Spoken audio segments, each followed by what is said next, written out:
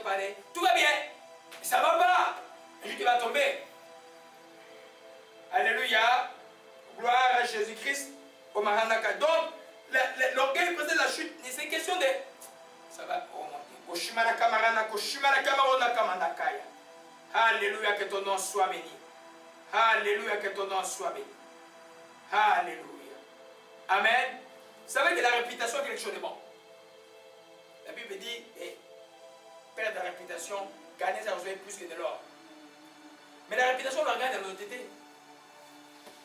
Dans le monde, les gens ont même aussi la réputation. C'est pourquoi ils font tout pour couvrir. Vous avez vu les procès de Troscan, vous avez tous ces procès des grands du monde. On cherche des mensonges pour couvrir une réputation qui n'en est pas une. À cause de quoi? L'orgueil. Et puis, les mensonges là. Dans le monde, c'est plein. Il suffit qu'aujourd'hui, on attrape un grand PDG dans un détournement de fonds, même si cela est évident. Vous avez vu combien de gens chrétiens ont combattu pour sa réputation jusqu'à la retraite.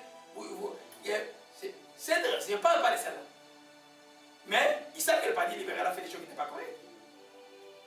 Amen. Mais pourquoi ils combattent avec des mensonges juste parce qu'ils puissent avoir raison à la cour des hommes? C'est à cause simplement de l'orgueil. Son orgueil a été blessé. L'expression du monde qui dit que ton orgueil personnel a été blessé, ce n'est pas une expression chrétienne. Il n'y a pas d'orgueil dans le cœur des chrétiens. Amen. Ne dites jamais, oh, tu m'as blessé dans mon orgueil profond. Mais c'est pas un chrétien. Tu ne peux pas dire ça comme enfant de Dieu. Dans ton cœur, il peut être que, il peut avoir que de l'humilité. Alléluia. Dites que tu m'as fait mal. Je reconnais que tu m'as fait mal. Ne dites pas que mon orgueil. Ton orgueil là, il a été crucifié là-bas. L'homme, nous là comme chrétiens, l'orgueil n'existait plus. Elle nous combat, mais elle n'est plus notre apanage. Alléluia. Amen. Gloire à Jésus-Christ, que son nom soit béni. Et le dernier précédent, l'orgueil ne trouvera pas le bonheur, car ton cœur est faux. Si ton cœur est faux, la vie vient d'où? La vie vient du cœur. Proverbe 4, verset 10, dit simplement, le fleuve de vie, non, Jésus a parlé des fleuves de vie qui couleront de nos seins. Le Proverbe 4 dit simplement, garde ton cœur plus que toute autre chose, car c'est de lui qui viennent les sources de vie. Mais si ton cœur est envahi par l'orgueil, ta vie va être comment? Ça va être difficile. Il n'y aura pas de bonheur. Alléluia. Il n'y aura pas de bonheur. Le monde a besoin d'une lumière déjà humble. Vous savez qu'aujourd'hui, l'esprit me parle maintenant d'orgueil déguisé des chrétiens. Vous savez, les chrétiens qui disent, nous sommes les chrétiens. Ils ne préparent, nous sommes les chrétiens. Ça, je n'ai jamais vu. Ils vont en faire, c'est nous les chrétiens. Mais Dieu nous a pas donné la permission de dire cela.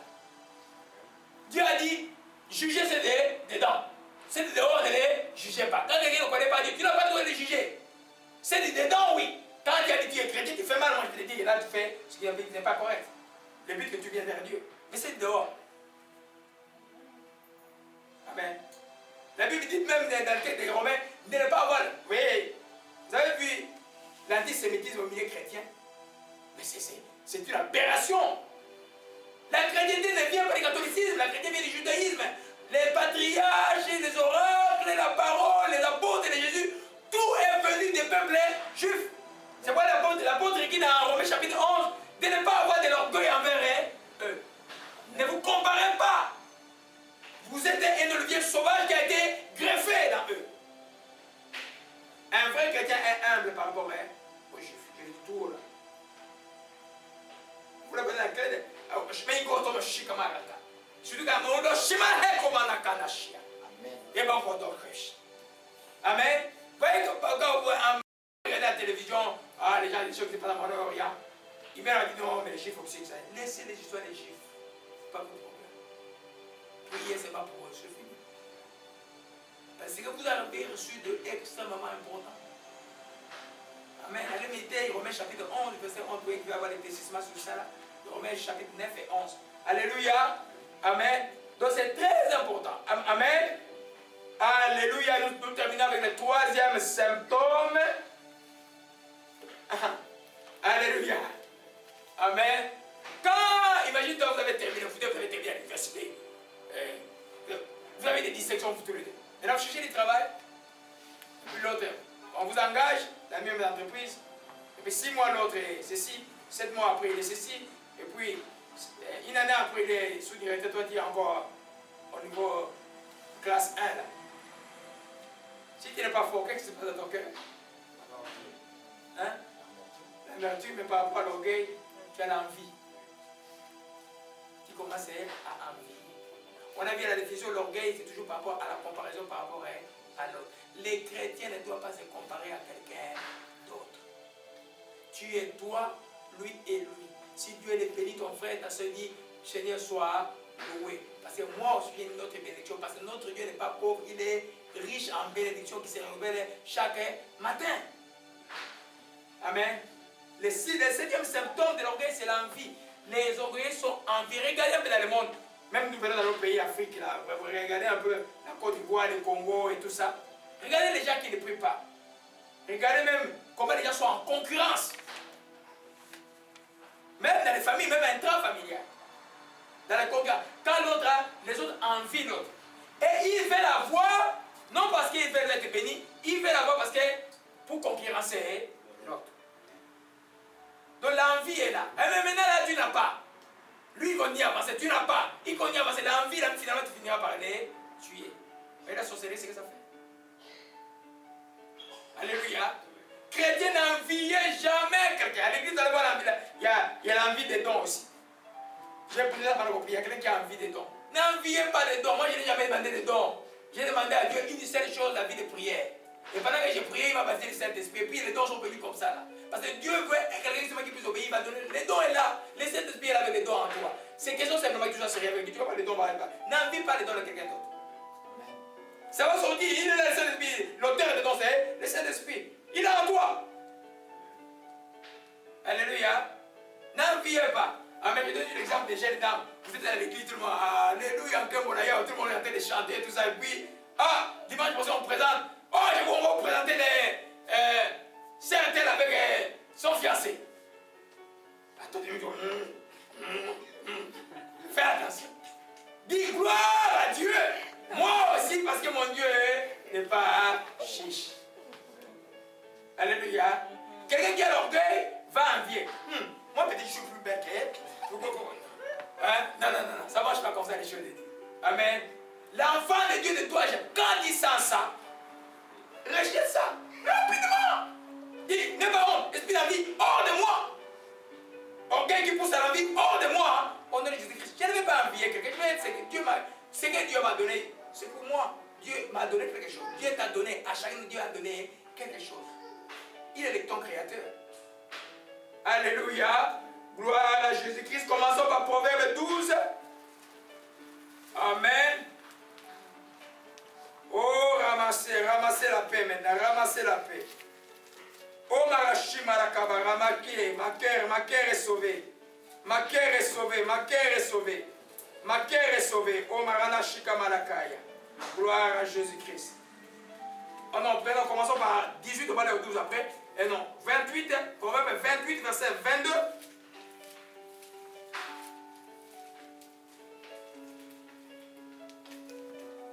Un homme envieux a hâte de s'enrichir, mais il ne sait pas que la disette viendra sur lui. Amen. Amen. Un homme envieux, c'est-à-dire que quand il regarde l'autre, il envie. Maintenant, il dit, je vais être comme lui. Pourquoi pas lui? Pourquoi seulement lui? Il commence à faire des efforts, même des fois à aller même faire du mal à l'autre.